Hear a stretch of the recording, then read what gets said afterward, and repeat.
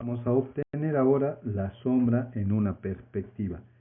Ya sea que la perspectiva fuera isométrica o dimétrica, una vez que la tenemos dibujada, según lo que vimos en temas anteriores, con el método bien aplicado, lo importante de las perspectivas es que dibujemos bien claro las aristas que están en vista y las aristas que están ocultas a nuestra vista, porque nos van a servir de muchísima ayuda para construir la sombra. Una vez que tenemos la perspectiva bien armada, decidimos qué direcciones van a tener el sol en planta y el sol en altura. Ya sabemos por teoría que estas direcciones las colocamos nosotros según la conveniencia, según lo que queremos mostrar con nuestra sombra. La siguiente cosa a tener en cuenta es observar qué caras de ese volumen, supongamos que este sea un cubo, o por lo menos que el volumen está contenido en un cubo, tenemos que decidir cuáles son las caras que están en luz y cuáles son las caras que están en sombra. Si nosotros tenemos esta dirección de sol, quiere decir que esta cara y esta están iluminadas. Por lo tanto, las dos restantes están en sombra y esas serán las que van a proyectar la sombra del volumen. Y tomamos un orden para comenzar a construir la sombra. Comenzamos por este punto, que es el primero que da en el piso. Ese punto tiene su correspondiente en la altura al que le llamamos 1. Ese punto 1 es el primero que va a arrojar sombra del cuerpo. Entonces vamos con la dirección en planta del sol, ubicamos el punto en altura y le traemos la dirección en altura. Donde se unen los dos vamos a obtener la sombra del punto 1 en el piso. El siguiente punto que proyecta sombra es el que vamos a llamarle número 2. Ese punto tiene su base en proyección en esta arista. Por lo tanto, llevamos el sol en planta, traemos la correspondiente altura del punto 2 y a donde se une vamos a obtener la sombra del punto 2. De tal forma que la arista 1-2 al unir es la sombra de su correspondiente en altura. Primera regla de la perspectiva: arista a 30 grados, sombra a 30 grados. O sea, mantiene la dirección de la arista. El siguiente punto que nos va a proyectar sombra sería, podríamos llamarle el punto 3, del extremo. Bien, buscamos su ubicación en planta y mandamos el rayo en planta. Traemos la altura a 45 grados según lo decidimos en altura y donde se unen obtenemos la sombra del punto 3. ¿Qué pasa acá? Que cuando queremos unir el 3 con un supuesto punto 4 que estaría acá en el extremo de esta viga, ¿sí? Y esta viga está en voladizo, lo mismo tenemos que buscar la proyección de ese punto 4 en el piso. Eso nos va a llevar a que la dirección de la sombra en planta más la dirección de la sombra en altura desde el punto 4 nos hace obtener esa sombra 4. Como 3 y 4 forman una misma arista, quiere decir que podemos unir tranquilamente 3 y 4, recordando por supuesto la regla de la perspectiva de que aristas a 30 grados obtienen sombras a 30 grados.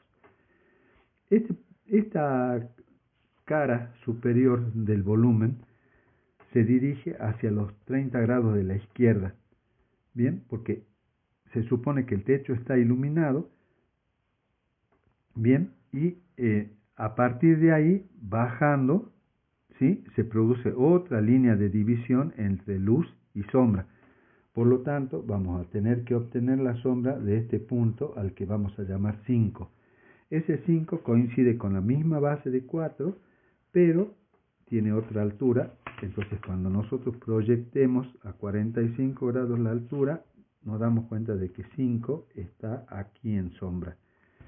Unimos 4 con 5 y verificamos la segunda regla de las perspectivas. aristas verticales tienen sombras en la dirección del rayo en planta. Bien, esa es la sombra de esta arista. Esta cara está en luz, por lo tanto, la de abajo de la viga está en sombra. Quiere decir que tendremos que sacarle la sombra a ese punto al que llamaremos 6.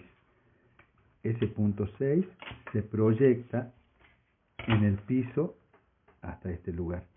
De ahí nosotros vamos con el sol en planta y cuando traemos la altura de ese punto 6 a la inclinación correspondiente, nos damos cuenta que el punto 6 está acá en sombra. Otra vez aplicamos la regla anterior que nos dice que al unir 5 con 6, esta línea es paralela a su arista original 5, 6. Y de ahí la sombra irá por la parte inferior de la viga hasta tocar la pared. Por eso vamos a tener que buscar ese punto, ¿sí?, para saber a dónde se dirige la sombra de ese elemento. Ya por regla nosotros estamos sabiendo que esa sombra deberá ser paralela a la arista original. Por lo tanto, nosotros ya de antemano podemos dibujar una línea que sea paralela y ya nos está dando la sombra de ese volumen en voladizo. Ese volumen en voladizo está sostenido en la columna. Por lo tanto, ese extremo de la pared, donde teníamos el punto 2, subirá. Como sube en vertical, su sombra tendrá la dirección del rayo en planta. Y ahí es que obtenemos la sombra del extremo de la pared sobre el piso. Es donde se sostiene la viga. ¿Qué nos queda por obtener? Un punto que se encuentra acá, que nos define el límite de la pared que estamos tratando, al que le llamaremos el punto 7. Ese punto 7 tiene su origen en la base del volumen, donde nosotros vamos a trazar una línea de sol, del rayo de sol en planta, y con la altura del punto 7 obtenemos el punto 7 en sombra. Arista a 30 grados quiere decir sombra a 30 grados, es decir, la arista 7,3 también va a 30 grados. Y como esa arista, ese punto es el límite ya de la sombra, porque esta cara está iluminada, entonces ahí ya tiene que bajar la sombra hacia la base del cuerpo, que sería esta arista.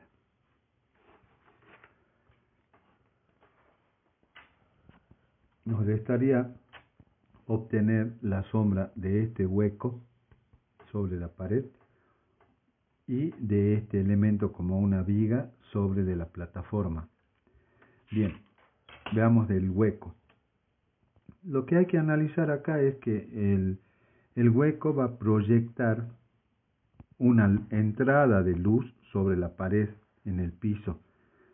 Por lo tanto, tenemos que definir bien las aristas de ese hueco y cómo se proyectan en el piso.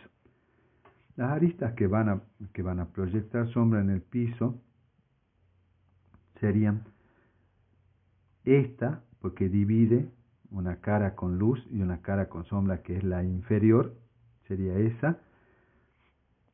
Luego se va a proyectar sobre de esta arista interna, ¿sí?, hasta el próximo vértice, y esa es la que va a proyectar sombra. Finalmente, esta arista horizontal de atrás, porque al entrar la luz, el plano de la ventana está iluminado. Entonces hay que llevar cada punto desde la base, extendemos y traemos en altura. Lo mismo este otro, desde la base arrojamos, traemos en altura y nos da este pequeño elemento acá, así con los puntos correspondientes de la ventana, y nos dan este pequeño elemento de luz en el piso. que nos está diciendo que es la sombra de la ventana, por supuesto deformada a causa de la incidencia del rayo sobre la pared en el piso. Y por último, esta especie de viga apoyada sobre la plataforma es bastante más sencilla. Se lleva la base del sol en planta, se trae la altura de esa viga donde se junta el punto al que le podríamos llamar el punto 8, y como esta arista está dibujada a 30 grados, entonces ya por teoría nosotros sabemos que su sombra también se va a proyectar a 30 grados.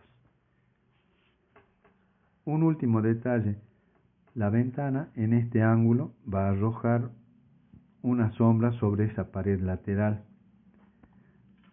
Por lo tanto, cuando traigamos la sombra de ese vértice, va a quedar de esta forma la sombra de la arista. Solo que en este caso vamos a tener algo especial, ya que cuando nosotros vayamos a rayar la sombra, nos vamos a dar cuenta de que aquí hay una superposición de sombra propia del cuerpo con sombra arrojada por una de las aristas.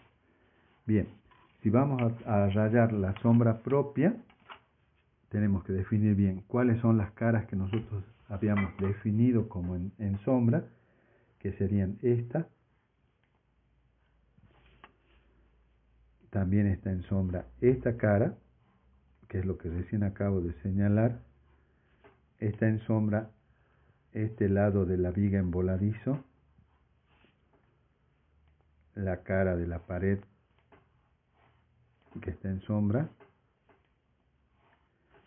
y la parte de la plataforma que está en sombra. A todas estas sombras se les denominan sombras propias, porque son sombras del volumen a causa de su ubicación con respecto al sol. En cambio, todas las sombras que parten del volumen y caen sobre otra superficie tienen la denominación de sombras arrojadas. Sombra arrojada de la viga, sombra arrojada de la plataforma y sombra arrojada de la pared. ¿Cuál es la particularidad de todas las sombras arrojadas? Que nosotros tenemos que cuadricular. Eso es por convención de dibujo. Cuadriculamos según las líneas dominantes de la perspectiva. Y así hasta completar todo el rayado y el cuadriculado correspondiente.